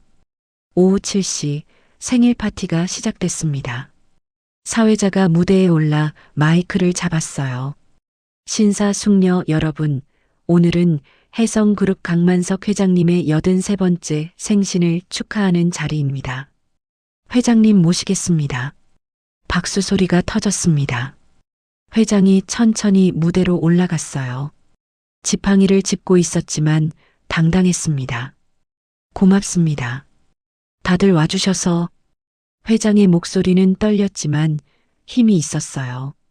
83년을 살았습니다. 긴 시간이었지요. 가난한 청년에서 여기까지 왔습니다. 하객들이 박수를 쳤습니다. 하지만 오늘 고백할 게 있습니다. 박수가 멈췄습니다. 사람들이 고개를 갸웃했어요. 나는 아버지로서 실패했습니다. 민지의 얼굴이 굳었습니다. 내 자식들을 잘못 키웠습니다. 돈만 주고 사랑은 주지 않았습니다. 회장의 목소리가 떨렸습니다. 그 결과 내 자식이 나를 죽이려 했습니다. 장내가 술렁거렸습니다. 하객들이 웅성거리기 시작했어요. 민지가 자리에서 일어났습니다. 아버지, 무슨 말씀을. 앉아, 민지. 회장의 목소리는 차가웠습니다. 6개월 전부터 너는 의사와 짜고 내 혈압약을 가짜로 바꿨다. 나를 서서히 죽이려고. 카메라 플래시가 터졌습니다. 기자들이 미친 듯이 사진을 찍었어요. 그리고 그 의사는 20년 전에도 같은 짓을 했다. 12명의 환자를 돈을 받고 죽였지. 강대호의 얼굴이 새하얗게 변했습니다. 그 배우가 바로 저기 있는 강대호다. 전 한국대병원 원장. 하객들이 강대호를 쳐다봤습니다. 강대호는 자리에서 일어나려 했지만 경호원들이 막았어요. 하지만 나는 이 모든 걸 밝혀낼 수 없었습니다. 내 자식을 고발할 수 없었으니까. 회장이 무대 아래를 가리켰습니다. 그래서 한 사람이 대신 싸워줬습니다. 이경숙 씨. 경숙은 깜짝 놀랐습니다. 사람들이 자신을 쳐다봤어요. 경숙 씨, 올라오시오. 경숙은 떨리는 다리로 무대로 걸어갔습니다. 100명이 넘는 사람들 앞에 섰어요. 초라한 간병인복을 입은 62세 여자. 회장이 경숙의 손을 잡았습니다. 이 사람이 진짜 영웅입니다. 투명인간처럼 무시당하던 간병인이 거대한 범죄를 밝혀냈습니다. 회장이 경숙에게 마이크를 건넸어요. 경숙은 떨리는 손으로 마이크를 잡았습니다. 숨을 깊이 들이마셨어요. 안녕하세요. 저는 이경숙입니다. 이 집에서 회장님을 돌보는 간병인입니다. 경숙의 목소리가 떨렸습니다. 20년 전 제 남편이 한국대병원에서 죽었습니다. 의료사고라고 했지만 저는 믿지 않았어요. 경숙은 민지를 똑바로 쳐다봤습니다. 그리고 6개월 전 저는 우연히 알게 됐습니다. 강민지 상무님이 회장님을 독살하려 한다는 것을. 민지가 소리쳤습니다. 거짓말이에요. 증거 있어요? 경숙은 주머니에서 USB를 꺼냈습니다. 여기 녹음 파일이 있습니다. 민지 상무님과 박종수 의사의 대화입니다. 경숙이 스태프에게 USB를 건넸어요. 스태프가 스피커에 연결했습니다. 스피커에서 민지의 목소리가 흘러나왔어요. 박 원장님, 아버지 혈압약을 서서히 줄이고 가짜로 바꿔요. 한 달이면 자연스럽게 심장이 약해질 거예요. 박종수의 목소리. 알겠습니다. 진단서는 제가 처리할게요. 자연사로 나오게. 하객들이 술렁거렸습니다. 녹음이 계속됐습니다. 돈은 계좌로 입금해 드릴게요. 5억. 약속한 대로요. 충분합니다. 20년 전에도 잘 처리했잖아요. 이번에도 걱정 마세요. 경숙의 목소리가 떨렸습니다. 20년 전, 제 남편을 죽인 게 바로 박종수 의사였습니다. 하객들이 웅성거렸습니다. 카메라 플래시가 계속 터졌어요. 경숙은 계속 말했습니다. 그리고 박종수 의사는 20년 동안 12명을 죽였습니다. 모두 돈을 받고요. 배우는 강대호 전 원장이었습니다. 강대호가 자리에서 일어나 나가려 했습니다. 하지만 경호원들이 막았어요. 민지가 무대로 달려왔습니다. 거짓말이에요. 다 조작된 거예요. 경숙은 민지를 쳐다봤습니다. 그럼 휴대폰 보여주세요. 민지 상무님 휴대폰에 박종수 의사와 주고받은 메시지가 다 있을 테니까요. 민지의 얼굴이 하얗게 변했습니다. 휴대폰? 그건 여기 있습니다. 회장이 민지의 휴대폰을 꺼냈어요. 아침에 민지 가방에서 몰래 가져온 거였습니다. 비밀번호를 모르면 못 열잖아요. 민지가 소리쳤습니다. 경숙은 휴대폰을 받았습니다. 그리고 비밀번호를 눌렀어요. 7-5-0-6-1-5 민지의 생일. 회장이 알려준 번호였습니다. 휴대폰이 열렸습니다. 민지의 눈이 커졌습니다. 어떻게? 경숙은 메시지 앱을 열었습니다. 박종수와 주고받은 메시지가 수백 개 있었어요. 경숙이 큰 스크린에 휴대폰을 연결했습니다. 메시지가 화면에 떴어요. 아버지 혈압약을 가짜로 교체했어요. 밀가루 캡슐로. 좋아요. 한 달이면 심장마비 올 겁니다. 진단서는 자연사로 해주세요. 물론이죠. 5억은 입금 확인했습니다. 하객들이 탄성을 질렀습니다. 경숙은 더 내려갔습니다. 시아버지한테 12명 리스트 받았어요. 모두 같은 방법으로 처리했대요. 2005년 이경민 케이스 참고하면 돼요. 그때도 완벽했으니까. 경숙의 눈에서 눈물이 흘렀습니다. 제 남편 이름입니다. 이경민. 경숙은 민지를 똑바로 쳐다봤습니다. 당신은 알고 있었어요. 시아버지가 제 남편을 죽였다는 걸. 그리고 같은 방법으로 회장님을 죽이려 했죠. 민지는 바닥에 주저앉았습니다. 아니에요. 저는, 당신은 괴물입니다. 경숙의 목소리는 떨렸지만 단호했습니다. 돈을 위해 아버지를 죽이려 한 괴물. 회장이 다가와 민지를 내려다봤습니다. 민지, 나는 널 사랑했다. 하지만 이젠 아니다. 회장이 손목시계를 꺼냈어요. 민지의 첫 선물. 이 시계 40년 동안 간직했다. 고장났어도 버리지 않았지. 내가 준 거니까. 회장이 시계를 바닥에 던졌습니다. 시계가 산산조각 났어요. 하지만 이젠 필요 없다. 너도 이 시계도. 민지는 바닥에 엎드려 울었습니다. 아버지, 제발. 저도 어쩔 수 없었어요. 어쩔 수 없었다고? 나를 죽이는 게 어쩔 수 없었다고? 회장이 등을 돌렸습니다. 경찰을 부르시오. 경호원들이 무전기를 꺼냈습니다. 밖에서 경찰들이 들어왔어요. 강민지, 강대호 두 분 체포합니다. 살인 미수 및 살인 교사 혐의입니다. 경찰이 수갑을 채웠습니다. 민지가 경숙을 쳐다봤어요. 눈물 범벅이 된 얼굴로. 이경숙, 당신 때문에. 아니에요. 경숙이 차갑게 말했습니다. 당신 자신 때문이에요. 경찰이 민지와 강대호를 끌고 나갔습니다. 장내가 숙연해졌습니다. 100명이 넘는 사람들이 조용히 지켜봤어요. 회장이 마이크를 잡았습니다. 여러분, 오늘 제 생일 파티가 이렇게 끝나서 죄송합니다. 회장의 목소리가 떨렸습니다. 하지만 진실을 숨길 수 없었습니다. 제 딸이 범죄자라는 걸. 회장이 경숙을 쳐다봤습니다. 이 용감한 여성이 아니었다면 저는 진짜로 죽었을 겁니다. 그리고 진실은 영원히 묻혔겠죠. 회장이 경숙의 손을 들어 올렸습니다. 이경숙 씨야말로 진짜 영웅입니다. 투명 인간이 세상을 바꿨습니다. 하객들이 일어나 박수를 쳤습니다. 천천히, 그러나 점점 크게 경숙은 울었습니다. 62년을 살면서 처음으로 받는 박수였어요.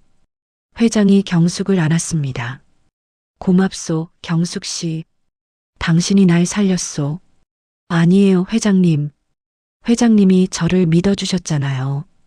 두 사람은 무대 위에서 한참 동안 안고 있었습니다. 카메라 플래시가 터졌어요. 하지만 경숙은 신경 쓰지 않았습니다. 드디어 해냈어요. 20년 만에 드디어. 여보, 봤어? 내가 해냈어. 당신 원수를 갚았어. 경숙은 하늘을 올려다봤습니다. 별이 빛나고 있었어요. 남편이 보고 있는 것 같았습니다. 그날 밤 모든 언론이 이 사건을 보도했습니다. 재벌 회장 독살 시도 간병인이 밝혀내. 20년 조직 살인 드러나. 전 병원장 체포. 투명 인간이 세상을 바꾸다. 경숙은 뉴스를 보며 조용히 미소 지었습니다. 이제 진짜 끝이었습니다. 아니, 새로운 시작이었습니다. 6개월 후 서울중앙지방법원 417호 법정. 경숙은 방청석에 앉아 판사를 바라봤습니다. 오늘이 최종 선고일이었어요. 판사가 판결문을 읽기 시작했습니다. 피고인 강민지, 살인 미수, 살인 교사, 공문서, 위조 등의 혐의로 징역 25년을 선고한다. 민지는 바닥에 주저앉았습니다. 머리를 감싸쥐고 울었어요. 피고인 강대호, 살인, 살인 교사, 의료법 위반, 증거인멸 등의 혐의로 징역 30년을 선고한다. 강대호는 굳은 표정으로 서 있었습니다. 하지만 손이 떨리고 있었어요. 피고인 박종수, 살인 12건, 살인 미수, 의사법 위반 등의 혐의로 무기징역을 선고한다. 박종수는 고개를 떨구었습니다. 판사가 계속 말했습니다. 이 사건은 20년에 걸친 조직적 범죄로 12명의 무고한 생명을 앗아갔습니다. 피고인들은 의사라는 지위를 악용하여 환자들을 살해했으며 그 가족들에게 씻을 수 없는 상처를 남겼습니다. 특히 피고인 강민지는 친부를 독살하려 했으며 이는 인륜에 반하는 중대한 범죄입니다. 방청석에서 탄식이 흘러나왔습니다. 따라서 법정 최고형을 선고하는 바입니다. 판사가 망치를 내려쳤습니다. 이상 선고를 마칩니다. 경숙은 조용히 눈물을 흘렸습니다. 20년이었어요. 20년을 기다렸습니다. 법정을 나서는데 누군가 경숙의 어깨를 잡았어요. 50대 여성이었습니다. 이경숙 씨죠? 저는 김영수 씨 딸입니다. 2003년에 돌아가신. 경숙은 기억했습니다.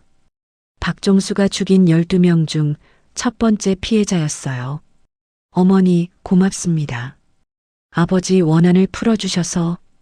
여자가 경숙의 손을 잡고 울었습니다. 그 뒤로 다른 유족들이 다가왔어요. 7명의 유족이 경숙에게 감사 인사를 했습니다. 덕분에 아버지가 편히 쉬실 것 같아요. 20년 동안 미쳤던 것 같아요. 이제야 마음이 놓여요. 정말 감사합니다. 선생님, 경숙은 유족들과 함께 한참을 울었습니다. 법원을 나서니 회장이 차에서 내리고 있었어요. 경숙 씨, 회장이 지팡이를 짚고 다가왔습니다. 6개월 전보다 훨씬 건강해 보였어요. 회장님, 판결 들었소? 민지가. 네. 25년이래요. 회장은 한참 동안 말이 없었습니다. 그리고 천천히 고개를 끄덕였어요. 그래야지. 그게 맞소. 두 사람은 나란히 걸었습니다. 경숙 씨, 내가 할 말이 있어. 네, 회장님. 나는 이제 회사에서 은퇴할 거요. 83살인데 언제까지 일하겠소? 경숙은 놀라서 회장을 쳐다봤어요. 그럼 회사는 누가? 전문 경영인한테 맡길 거요. 내 자식들은 아무도 못 믿겠소. 민지만 그런 게 아니었어. 다들 탐욕스러웠지. 회장이 한숨을 쉬었습니다. 재산은 대부분 사회에 환원할 거요. 병원, 학교, 복지시설에. 훌륭한 결정이십니다.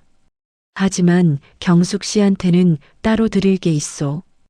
회장이 봉투를 꺼냈습니다. 이건 강남 아파트 등기예요. 그리고 통장도 있어. 10억 원. 경숙은 깜짝 놀라 손을 저었어요.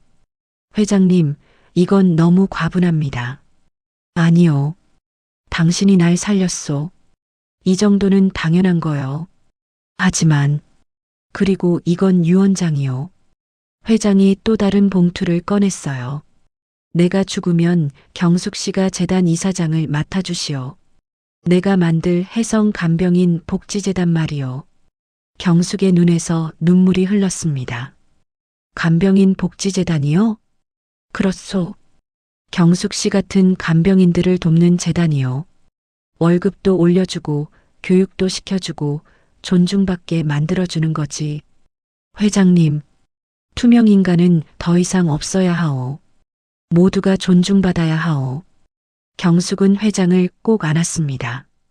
두 사람은 한참을 그렇게 서 있었어요. 한 달 후, 경숙은 딸 수진이와 함께 새 아파트로 이사했습니다. 강남의 작은 아파트였어요. 30평이었지만 경숙에게는 궁전 같았습니다. 엄마, 여기 정말 우리 집이야? 수진이가 신기한 듯 방을 둘러봤습니다. 병원에서 퇴원한 지 한 달째였어요. 약을 꾸준히 먹으니 많이 좋아졌습니다. 그래, 우리 집이야. 경숙은 딸을 안았습니다. 엄마, 미안해. 내가 아파서 엄마가 고생했잖아. 무슨 소리야? 넌 잘못 없어. 아빠도 보고 싶어. 아빠가 살아계셨으면. 경숙의 눈에 눈물이 고였습니다. 아빠가 보고 계실 거야. 하늘에서. 다음 날 아침 경숙은 수진이와 함께 남편 묘소를 찾아갔습니다. 경기도 어느 공원묘지였어요. 경숙은 20년 동안 매달 이곳을 찾아왔습니다. 하지만 오늘은 달랐습니다. 경숙은 묘비 앞에 무릎을 꿇고 남편 사진을 쓰다듬었어요. 여보, 나야. 경숙이. 바람이 살랑 불었습니다. 오늘은 수진이도 데려왔어. 딸 좀 봐. 수진이가 어색하게 인사했습니다. 아빠, 저예요. 수진이. 경숙은 가방에서 신문을 꺼냈습니다. 6개월 전 생일 파티 사건을 보도한 기사였어요. 여보, 봤어? 내가 해냈어. 경숙의 목소리가 떨렸습니다. 당신을 죽인 그 의사, 박종수, 무기징역 받았어. 그리고 강대호도 30년 받았어. 20년 걸렸어. 미안해. 더 빨리 못해서. 경숙은 눈물을 흘렸습니다. 하지만 끝까지 포기 안 했어. 당신이 나한테 그러라고 했잖아. 끝까지 가라고. 바람이 세게 불었습니다. 마치 남편이 대답하는 것 같았어요. 이제 편히 쉬어. 더 이상 억울해하지 마. 정의가 이겼어. 경숙은 한참을 묘비 앞에 앉아 있었습니다. 수진이가 옆에서 엄마 어깨를 감싸 안았어요. 엄마, 자랑스러워. 응? 엄마가 자랑스러워. 아빠도 그렇게 생각하실 거야. 경숙은 딸을 안고 울었습니다. 행복한 눈물이었어요. 3개월 후, 해성 간병인 복지재단 개소식이 열렸습니다. 서울 강남구에 5층 건물이 세워졌어요. 1층은 간병인 교육센터, 2층은 상담실, 3층은 휴게실, 4층은 의료검진실, 5층은 사무실이었습니다. 개소식에 300명이 넘는 간병인들이 참석했습니다. 경숙이 무대에 올라 마이크를 잡았어요.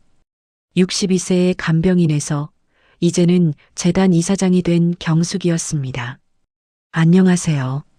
저는 이경숙입니다. 여러분과 같은 간병인입니다. 박수가 터졌습니다.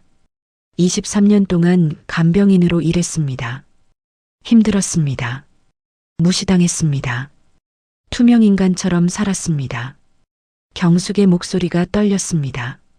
하지만 이제는 다릅니다. 우리는 투명인간이 아닙니다. 우리는 소중한 사람들입니다. 간병인들이 울기 시작했어요. 이 재단은 여러분을 위한 곳입니다. 교육받고 쉬고 존중받는 곳입니다. 그리고 기억하세요. 여러분도 세상을 바꿀 수 있습니다. 저처럼. 박수가 우레와 같이 터졌습니다. 경숙은 무대에서 내려와 간병인들과 악수했어요. 50대, 60대, 70대의 간병인들 모두 주름진 손이었지만 따뜻했습니다. 선생님 덕분에 희망이 생겼어요. 저도 선생님처럼 당당하게 살고 싶어요. 고맙습니다. 정말로. 경숙은 그들과 함께 울고 웃었습니다. 그날 저녁 경숙은 회장의 초대를 받아 저택을 방문했습니다. 6개월 만에 다시 온 저택이었어요. 하지만 이번엔 간병인이 아닌 손님으로 왔습니다. 회장이 거실에서 차를 마시고 있었어요. 경숙 씨 오셨소. 회장님 건강하시죠? 덕분에 잘 살고 있소. 새로운 간병인이 아주 성실하더군. 두 사람은 마주 앉았습니다. 경숙 씨, 재단 개소식 잘 됐다고 들었소. 네, 회장님 덕분입니다. 아니요. 당신 덕분이요. 회장이 차를 한 모금 마셨습니다. 경숙 씨, 나는 이제 곧 죽을 거요. 회장님 무슨 말씀을. 83살이요. 언제 죽어도 이상하지 않지. 하지만 후회는 없소. 회장이 경숙을 쳐다봤어요. 당신을 만나서 다행이요. 당신이 내 인생을 구했소. 목숨만이 아니라 영혼도. 경숙의 눈에 눈물이 고였습니다. 회장님이 저를 믿어주셨잖아요. 투명인간인 저를. 당신은 투명인간이 아니었소. 세상이 안 본 거지. 하지만 나는 봤소.